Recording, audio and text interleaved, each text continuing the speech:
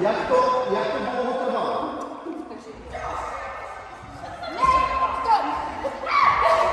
Že mám tu výhodu, tak si ji prostě přitlačím na tu zeď.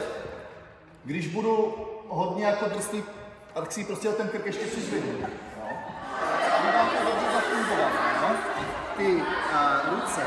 Děláme prostě nějaké to držení toho distancu, nějakou tu neverbální komunikaci a tak dále. Přesně. Vypnout nít do třesoucí se jehly, je jako poměrně složité. A zná se... Ty mě jsou úplně Pecka. Proto ten chlap bude mít tu první tendenci neřít vás, se lomit třetící. Výborně, pořád, výborně.